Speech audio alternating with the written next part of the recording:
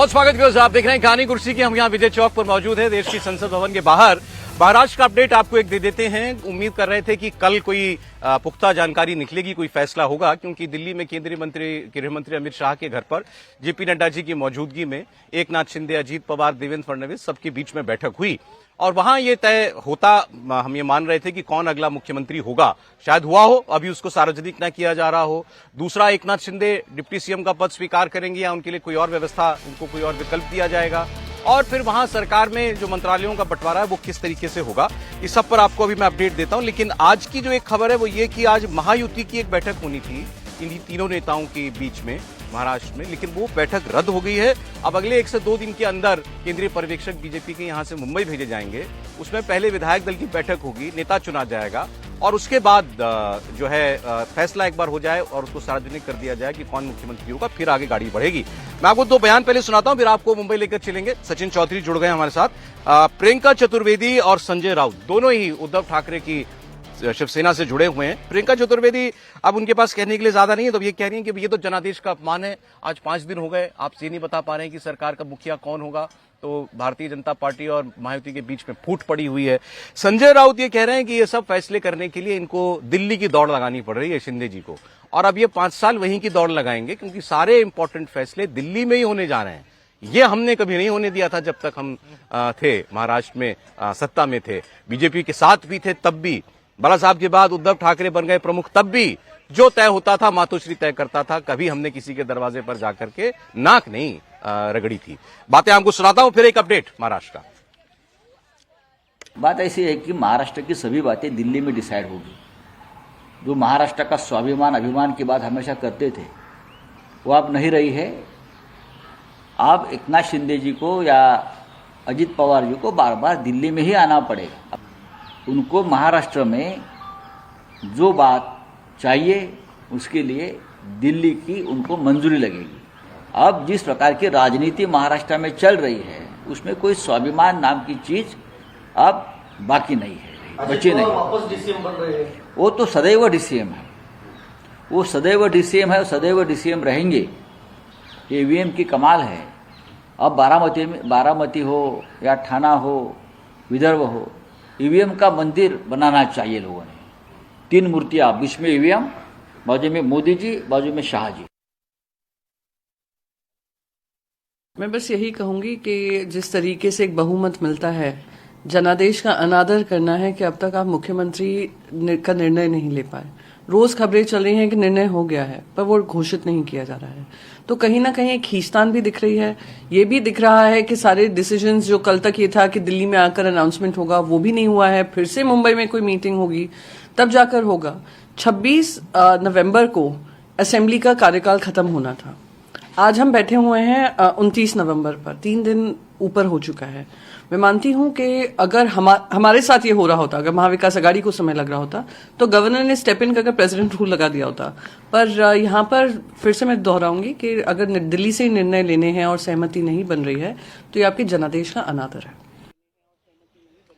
Step by step विपक्ष का मन बदल रहा है। पहले नतीजों को अस्वीकार करो, फिर ईवीएम पर ठीकरा फोड़ो, फिर इलेक्शन कमीशन से पूछो इतने वोट एक्स्ट्रा कैसे बढ़ गए, और उसके बाद अंत में कहो कि इनके बीच में फूट है और हम अगर महाविकास आघाड़ी की सरकार बनाने की नौबत होती और ऐसा कुछ हो रहा होता तो अब तक तो हंगामा खड़ा कर दिया गया होता। एनीवे, कल क्या हुआ बैठक में, क्या तय हुआ है, आपको सचिन चौधरी बताएंगे। मुंबई से जुड़ गए लाइव हमारे साथ। क्या रहा बैठक का नतीजा सचिन? जी सौरभ, बैठक में इस बात पर मोहर तो लग गई कि बीजेपी जो भी सीएम पद का उम्मीदवार देगी उसको शिवसेना के शिंदे और अजीत पवार समर्थन करेंगे, और जाहिर सी बात है कि एक देवेंद्र फडणवीस वो नाम है और जिसको लेकर दोनों ने सहमति जता दी है। अब देवेंद्र फडणवीस का नाम इसलिए उजागर नहीं किया जा रहा है, अनाउंस नहीं किया जा रहा है, क्योंकि बीजेपी की एक प्रक्रिया है। विधायक दल की बैठक होगी, उसमें केंद्रीय पर्यवेक्षक आएंगे और उनके मौजूदगी में नेता चयन होगा और उसके बाद उसका अनाउंसमेंट किया जाएगा। तो एक प्रक्रिया है, इसलिए बात अभी तो रुकी हुई है कि उनके नाम को अभी तक घोषित नहीं किया गया है। हो सकता है कि 2 दिन, अभी मुहूर्त ठीक नहीं बताया जा रहा है, अमावस है, लेकिन हो सकता है कि रविवार की देर शाम या फिर सोमवार के दिन एक विधायक दल की बैठक हो और जिसमें देवेंद्र फडणवीस के नाम का औपचारिक जो ऐलान हो वो किया जाएगा और उसके बाद महायुति की भी बैठक होगी और महायुति की बैठक के बाद ये फैसला किया जाएगा कि डिप्टी सीएम जो है अजित पवार बनेंगे और फिर एकनाथ शिंदे जो है डिप्टी सीएम पद स्वीकारेंगे। जहां तक हमें सूत्रों की जानकारी, आज हमने उनके कुछ और सीनियर मंत्रियों से भी बात की तो उनका यही कहना है कि सबने यही कहा है कि एकनाथ शिंदे जो है सरकार में बने रहेंगे और उनके मंत्री भी यही चाहते हैं।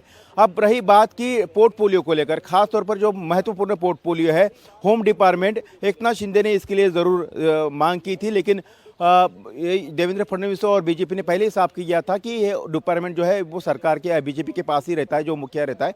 तो उस डिपार्टमेंट के अलावा एकनाथ शिंदे चाहते कि शहरी विकास जैसा मंत्रालय जो पहले उनके पास था मुख्यमंत्री रहते हुए, वो डिपार्टमेंट के पास हो।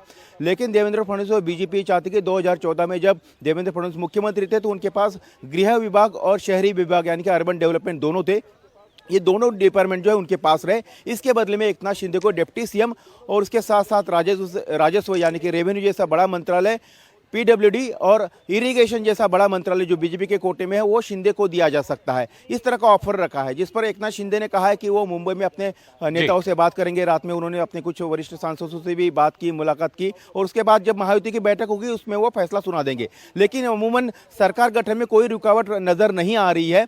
अमूमन सब तय है कि देवेंद्र फडणवीस मुख्यमंत्री होंगे, अजित पवार डिप्टी सीएम होंगे। देर सवेर जो है एकनाथ शिंदे भी इसकी घोषणा कर देंगे कि वो भी सरकार में रहेंगे, डिप्टी सीएम रहेंगे। हालांकि पद उनके पास क्या रहेगा, विभाग कौन सा रहेगा, ये वो 2 दिन के बाद जब महायुति की बैठक होगी उसमें साफ हो जाएगा। लेकिन बीजेपी आखिर तक कोशिश करेगी कि यूडी या अर्बन डेवलपमेंट जैसा बड़ा मंत्रालय जो है उनके पास रहे और एकनाथ शिंदे छोड़ना नहीं चाहेंगे। जी सौरभ। जी सचिन, बहुत शुक्रिया सचिन, बहुत शुक्रिया आपका। आपने काफी इंपॉर्टेंट जानकारी दी। देखिए, एक तो होते हैं सूत्र, दूसरे होते हैं सूत्रों के कान। तो सूत्रों के कान हमें ये बता रहे हैं कि कल की बैठक के बाद फडणवीस साहब कुछ अपसेट हैं, ऐसा है क्या? नहीं, बहुत ज्यादा अपसेट नहीं है, लेकिन निश्चित रूप से जब तक मुख्यमंत्री नाम की घोषणा नहीं हो जाती है तब तक तो अनसर्टेनिटी बनी रहेगी। भाई, घोषणा क्यों नहीं हो रही नाम की? नहीं, इसके पीछे देखिए, अब गठबंधन की सरकार है, महायुति की सरकार, एक मुख्यमंत्री को हटाकर आपको अपना मुख्यमंत्री बनाना है। सरकार का बंटवारा कैसा होगा? कल जो एकनाथ शिंदे की पहले अमित शाह के साथ बैठक हुई है, मैं आपको बता दूं कि एकनाथ शिंदे ने दिल्ली आने के पहले ही अमित शाह से कंफर्म कर लिया था कि मैं आपसे आधा घंटा पहले बात करना चाहूंगा, उसके बाद एक जॉइंट मीटिंग होगी। और यह कमिटमेंट मिलने के बाद वो दिल्ली आए। पहले अमित शाह जी और शायद नड्डा जी के साथ जो है बिल्कुल एकनाथ शिंदे की मीटिंग हुई। ये मुंबई से निकलने के पहले उन्होंने कंफर्म कर लिया था कि मुझे आधा घंटा बैठना है। उन्होंने अपने मंत्रालय की सूची सौंपी है कि मुझे ये विभाग चाहिए। दूसरा बात उन्होंने ये कहा है कि 36 जिले हैं, 36 में से 12 जिलों का पालक मंत्री जो गार्जियन सर, मंत्रियों में बात में आता हूं, पहले मुख्यमंत्री के नाम की बात। जैसा अभी सचिन ये भी कह रहे थे कि भाई जब तक विधायक दल की बैठक नहीं होती उससे पहले बीजेपी नहीं चाहेगी किसी नाम पर सार्वजनिक बहस शुरू हो जाए, चर्चा शुरू हो जाए। लेकिन ये वहां समझ में आता है कि आपको शिवराज सिंह चौहान में या किसी और के बीच में फैसला करना था, या वसुंधरा राजे नाराज है तो कोई और नया नाम लाना है राजस्थान में, समझ में आता है। महाराष्ट्र में जहां पर इतना ऑब्वियस दिख रहा है सब कुछ, वहां पर क्यों नहीं? कितना भी ऑब्वियस हो जगह, गुजरात की अगर आप बात करेंगे तो गुजरात में जब नरेंद्र मोदी जब मुख्यमंत्री के रूप में चुनाव लड़के जीतते थे तो ऐसा तो होता नहीं था कि मुख्यमंत्री के नाम घोषित होता था। दिल्ली से 2 सेंट्रल ऑब्जर्वर जाते थे, विधायक दल की बैठक होती थी, उसके बाद ही नरेंद्र मोदी का नाम डिक्लेयर होता था। तो पार्टी का एक सिस्टम है, विधायक जीत कर आए, विधायकों की बैठक होगी, सेंटर से 2 कैबिनेट मिनिस्टर या 2 बड़े सीनियर लीडर्स सेंट्रल ऑब्जर्वर बनकर जाएंगे, विधायक दल की बैठक लेंगे, उसमें उसके बाद फिर घोषणा कर दी जाएगी विधायक दल का लीडर बनकर चुना गया है और फिर वो मुख्यमंत्री का। आप मुझे बताइए सर, आपके सर्कल में कहीं कोई और चर्चा चल रही किसी और नाम की क्या, या देवेंद्र फडणवीस के अलावा भी कोई हो सकता है? नहीं, इस बात को देखिए, संघ ने तो देवेंद्र फडणवीस को पूरा बैकिंग किया हुआ है, लेकिन खबर यह भी आ रही है कि ये कहा जा रहा है कि भाई 2 मुख्यमंत्री मराठा है, जैसे अजित पवार और एकनाथ शिंदे बनते हैं। देवेंद्र फडणवीस 5 साल मराठी मुख्यमंत्री रहे, ओबीसी ने बड़ा वोट बैंक, ब्राह्मण रहे, तो ओबीसी ने बड़ा एक वोट दिया है, तो क्यों ना एक ओबीसी पर जिया जाए? ये कहा गया है कि भाई एक ओबीसी नाम पर विचार किया जाए मुख्यमंत्री के रूप में। लेकिन मुझे लग रहा है मुझे तो किसी ने बताया ये सुझाव को शिंदे जी ने दिया है कि ओबीसी मुख्यमंत्री बनाइए। बिल्कुल, ये उनकी तरफ सुझाव गया था कि अगर ओबीसी के बनाएंगे तो मराठा और ओबीसी का जो कॉम्बिनेशन जो लोकसभा विधानसभा चुनाव में एक तरफा वोट भारतीय जनता पार्टी को मिला है, उसका पूरे देश में और आने वाले बाकी चुनाव में भी उसका फायदा होगा। लेकिन मुझे लग रहा है कि संघ की तरफ से बहुत साफ है कि देवेंद्र फडणवीस मुख्यमंत्री होना चाहिए। संगठन ये चाहता है और सारे विधायकों में से 2/3 विधायक ये चाहते हैं कि देवेंद्र फडणवीस मुख्यमंत्री बनना चाहिए। उनका जिस तरीके 5 साल का कार्यकाल रहा था, मुझे लग रहा है कि देवेंद्र फडणवीस मुख्यमंत्री बनेंगे। सारी औपचारिकता बस शेष है, जिस दिन बैठक होगी उस दिन देवेंद्र फडणवीस का नाम घोषित हो जाएगा। लेकिन यह भी सही है कि जो इतना ऑब्वियस नाम है उसकी अभी तक घोषणा न हो पाना, विधायक दल की बैठक न हो पाना, आज जो महायुति की बैठक होनी थी वो रद्द कर दी गई है। और मुझे लगता है कि विधायक दल की, भारतीय जनता पार्टी के विधायक दल की बैठक तो आज या कल कर सकते थे। उसके लिए अभी तक 23 तारीख को चुनाव परिणाम आने के बाद अभी तक सेंट्रल ऑब्जर्वर डिसाइड नहीं हुए। कल अमित शाह जी के बाद बैठक हुई, उसके बाद भी कोई नाम अभी तक निकलकर सामने नहीं आ रहा है। तो मुझे लग रहा है कि पार्टी इतना समय ले रही है, ये जरूर एक बेचैनी देवेंद्र फडणवीस के खेमे के अंदर होगी, संघ के अंदर होगी, महाराष्ट्र के अंदर होगी, आपके कार्यकर्ताओं के बीच में भी बिल्कुल, बेचैनी होगी। ये बिल्कुल चर्चाएं बेचैनी इस सुन बात के को कि लेकर। फडणवीस के अलावा भी कोई हो सकता है। आफ्टर ऑल वही लीडर थे आपके महाराष्ट्र में। नहीं, मुझे नहीं लगता कि किसी तरह का कोई भ्रम भारतीय जनता पार्टी में है। और यहाँ एक बात देखिए, संघ चाहता है, इसमें कहीं कोई भ्रम नहीं है। संघ के स्वयंसेवक हैं, नागपुर के रहने वाले हैं। देवेंद्र फडणवीस के पिताजी भी जनसंघ के जमाने से जुड़े हुए थे, सबसे कम उम्र में वो विधायक, मेयर, वो सब कुछ हुए। और जो सबसे बड़ी बात है, महाराष्ट्र के इक्वेशन में जो क्राइसिस मैनेजर के तौर पर देवेंद्र फडणवीस उभर कर निकले हैं, ये बहुत जरूरी था। फिर एक जरूरी बात, पीढ़ी परिवर्तन के नेताओं में देवेंद्र फडणवीस महत्वपूर्ण है। और संघ के साथ साथ नरेंद्र मोदी भी देवेंद्र को ही चाहते हैं। दिल्ली में नरेंद्र, महाराष्ट्र में देवेंद्र, ये लगभग तय है।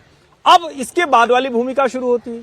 कुछ लोग जो भारतीय जनता पार्टी के भीतर ही हैं, जिनको लगता है कि अगर देवेंद्र फडणवीस जैसा बड़ा नेता हो जाएगा तो फिर महाराष्ट्र की राजनीति में उनका दखल क्या होगा। ऐसे कुछ लोगों का समूह है जो पिछले 3 दिनों से ये प्रयास कर रहा है कि अलग अलग समीकरण बताकर देवेंद्र फडणवीस को उनका नाम हटाया जाए। दूसरा, एकनाथ शिंदे जानते हैं कि उप मुख्यमंत्री रहते हुए देवेंद्र फडणवीस ने मुख्यमंत्री की तरह व्यवहार किया। ऐसे में वो चाहते हैं कोई थोड़ा कमजोर व्यक्ति आए, लेकिन संघ चाहता है, नरेंद्र मोदी चाहते हैं, भाजपा का हर कार्यकर्ता चाहता है, और तीसरे नंबर की सबसे बड़ी पार्टी अजीत पवार चाहते हैं। मुझे नहीं लगता कि देवेंद्र फडणवीस के मुख्यमंत्री बनने में कोई कंफ्यूजन है। हाँ, पिछले 2 दिनों से कुछ 2-3 नाम जरूर चल रहे हैं अलग अलग, लेकिन उन नामों में कहीं कोई दम है ऐसा मैं नहीं मानता हूं। एकदम से वो जिसको कहते हैं ना कि पर्ची निकाल के और मन बना लिया हो कि सबको चौंकाना है और कहानी कुर्सी कल की डिबेट जब हो तो अलग हो, तो बात अलग है, वरना कोई इसमें भ्रम नहीं दिखता है। आपको कोई शक दिखाई देता है देवेंद्र फडणवीस का नाम अनाउंस होने में?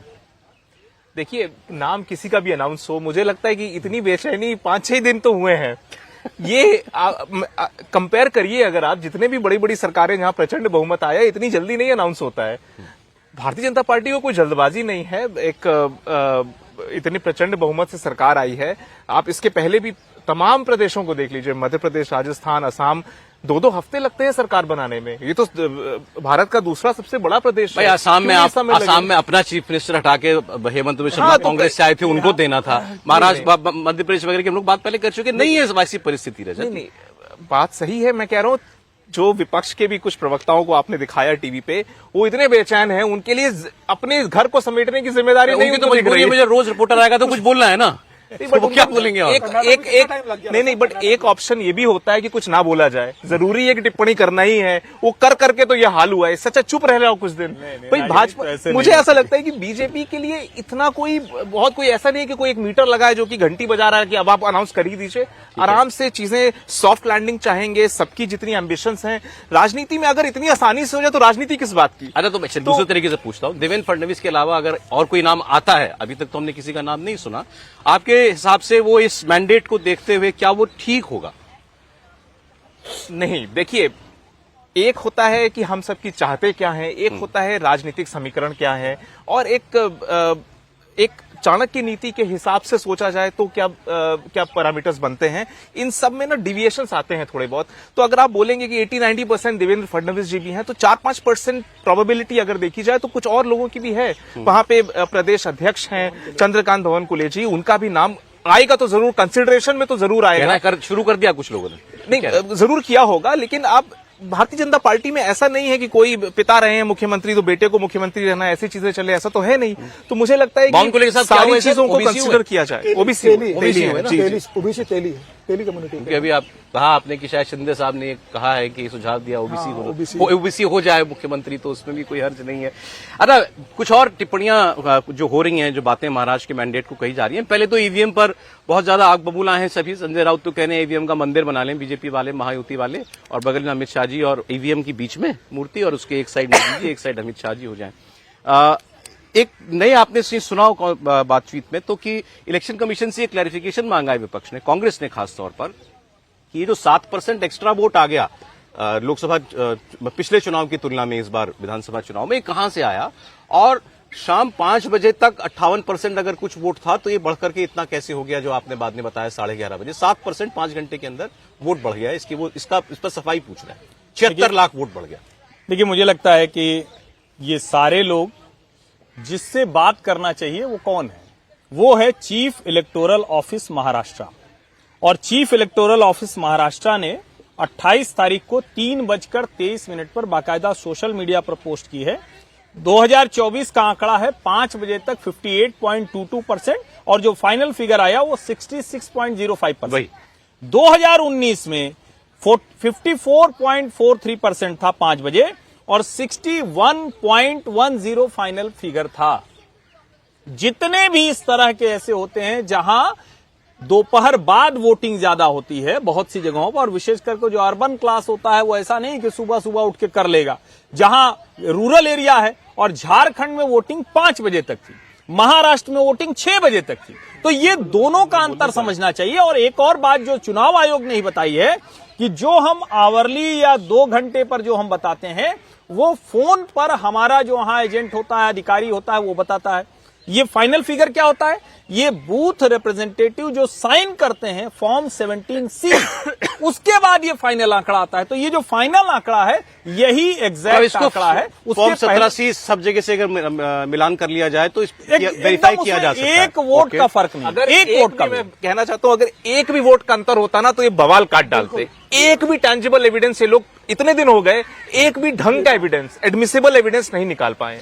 आज एक बड़े अखबार में प्रबुद्ध पत्रकार सीनियर जर्नलिस्ट हैं, उन्होंने एक लेख लिखा है और उसमें उन्होंने कहा है कि महाराष्ट्र अब पार्टी स्टेट की तरफ बढ़ चला है। पार्टी स्टेट फिनोमेना अक्सर चाइना को लेकर के कहा जाता है, भाई एक ही पार्टी, वही उसी में से सब लीडर निकलते हैं, वो आपस में राजनीति करते रहेंगे लेकिन सत्ता में वो एक ही पार्टी रहती है। और भारत ने उसके उदाहरण उन्होंने उनके हिसाब से अब यूपी भी हो गया, इससे पहले मध्य प्रदेश और गुजरात तो है ही, जहां बीजेपी इतनी डोमिनेंट हो गई, उसको महाराष्ट्र को भी वो उस कैटेगरी में डाल रहे हैं इन नतीजों के बाद। देखिए, थोड़ा ओवर एनालिसिस भी हो रहा है और जिन सीनियर पत्रकार की बात कर रहे हैं उन सबके मन में काफी सारे जो महाराष्ट्र के जर्नलिस्ट ने एक डिस्पॉन्डेंसी, एक भरभराहट भी है, क्योंकि उनके किसी की भी अनुमान से रिजल्ट नहीं आए। ये सारे जितने बड़े जर्नलिस्ट हैं इन सब ने बोला था कि भाई आघाड़ी आ रही है और लगातार इस पोजीशन को मेंटेन किया था कि ये एक ऐसा प्रदेश है जिसमें कोई हिंदुत्व का झंडा नहीं चल सकता। ये सब बातें यूपी बिहार में चलती हैं, हमारे प्रदेश में ये सब नहीं चलता है। तो इन्होंने एक बड़ा एक कंसिस्टेंट पार्टीसन पोजीशन लेके रखी थी और अब नतीजे ऐसे आए कि उनकी सारी थ्योरियां फेल हो हम गई। चर्चा कर रहे थे, चिदम्बरम जी ने कल कह दिया है कि भारत के इलेक्टोरेट ने राइटवर्ड शिफ्ट ले लिया है, उसके लिए कल्चर, धर्म, ये चीजें इंपॉर्टेंट हो गई। पैन इंडिया में देखिए इपॉक्स की बात होती है, एक एरा की बात होती है। तो ये मोदी एरा है और हम सब जी रहे हैं इस मोदी एरा में। मोदी एरा में फंडामेंटल राजनीति के बदल चुके हैं। अगर आप आज कांग्रेस की पार्टी का एक भी नेता खड़े होके अगर इस्कॉन का जो विषय बांग्लादेश में हुआ उस पर एक ट्वीट भी नहीं कर सकता, आप उस कॉज के लिए लड़ना तो छोड़ ही दीजिए, अगर आप बात भी नहीं करेंगे तो ये जो करंट मूड है जनता का इस देश में वो उसको स्वीकार नहीं करने वाला। तो आपकी पॉलिटिक्स क्लियर होनी चाहिए, आप किस तरफ खड़े होते हैं। बीजेपी की जो डोमिनेंस कुछ लोग इशारा कर रहे हैं बढ़ गई है महाराष्ट्र के अंदर, उस हद तक कि अब शायद इसका विकल्प ढूंढना मुश्किल है, विपक्ष के लिए बनना मुश्किल है। मुझे लगता है थोड़ा जल्दी है, इसके लिए 2-3 चुनाव का इंतजार करना पड़ेगा। देखिए, लोकसभा का चुनाव किस तरीके से आया, उसके बाद विधानसभा चुनाव आया। गुजरात के लिए कहा जा सकता है कि गुजरात अब बिल्कुल एक तरफा चुनाव होते हैं भारतीय जनता पार्टी के फेवर में, वहां कोई दूसरा ऑप्शन किसी के इसमें मन में नहीं आता। लोकसभा चुनाव में इस बार कांग्रेस ने एक सीट जीती, तो कांग्रेस को ऐसा लग रहा है कि हमने गुजरात में बहुत बड़ी फतेह कर दी है। तो मुझे ऐसा लग रहा है कि गुजरात के बारे में कहा जा सकता है, यह भी उत्तर प्रदेश के बारे में भी नहीं कहा जा सकता। भले विधानसभा चुनाव 2017 का जीते हो, लेकिन 2022 में जिस तरीके से अखिलेश यादव सीट लेकर आए, फिर 2024 के लोकसभा में जो अखिलेश यादव का प्रदर्शन रहा है, यह बता रहा है कि अभी उत्तर प्रदेश भी उस स्टेज पर नहीं पहुंचा है। निश्चित रूप से महाराष्ट्र के इस चुनाव ने सबको चौंकाया और यह दिशा के संकेत है। अगर जो कॉर्पोरेशन के चुनाव भी 2-3 महीने 6 महीने के बाद साल भर में होंगे, वहां ये परिणाम कंटिन्यू करते हैं, अगले लोकसभा में कंटिन्यू करते हैं, तो ये कहा जा सकता है कि महाराष्ट्र दिशा में बढ़ रहा है। मुझे लग रहा है कि सेंटीमेंट उस दिशा में जरूर जा रहा है, लेकिन वहां भी कितना कन्वर्ट होगा, ऑपोजिशन के लिए स्पेस अभी बरकरार है, बिल्कुल अभी रहेगा।